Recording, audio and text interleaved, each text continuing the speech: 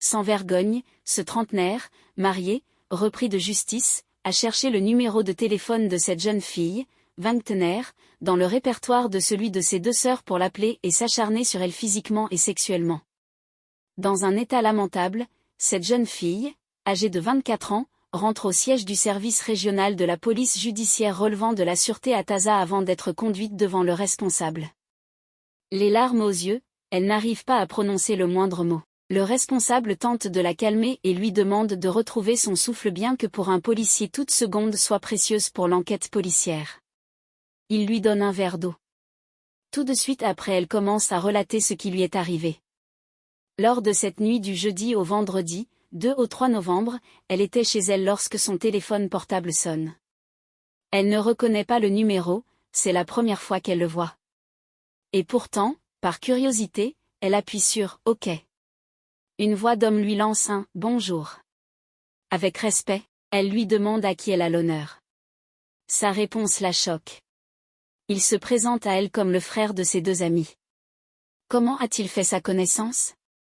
Elle se rappelle qu'il y a quelques jours, elle a rencontré ses deux amis, encore mineurs, dans l'intention de faire un tour dans la ville.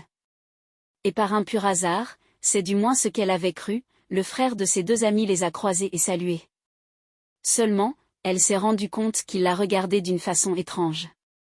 Mais, comment a-t-il pu se procurer son numéro de téléphone? L'une de ses amies le lui a-t-elle donné? Ni l'un, ni l'autre. À l'insu de ses deux sœurs, il a ouvert le répertoire du téléphone de l'une d'elles et pris le numéro. Il lui a exprimé ses beaux sentiments tout en la sollicitant de lui permettre de la rencontrer.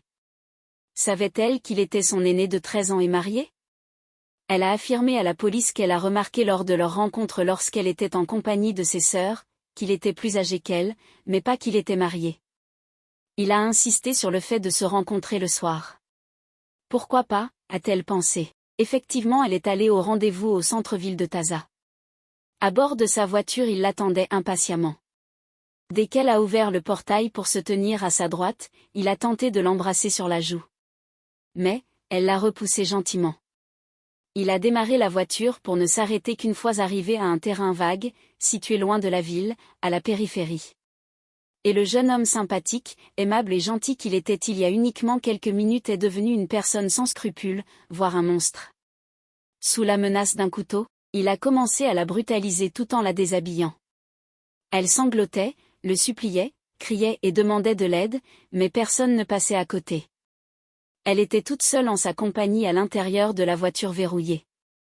Il l'a séquestrée toute une nuitée tout en la violant et la sodomisant. Activement recherché, il a été épinglé le lendemain, samedi 4 novembre, alors qu'il était dans un état d'ivresse avancée.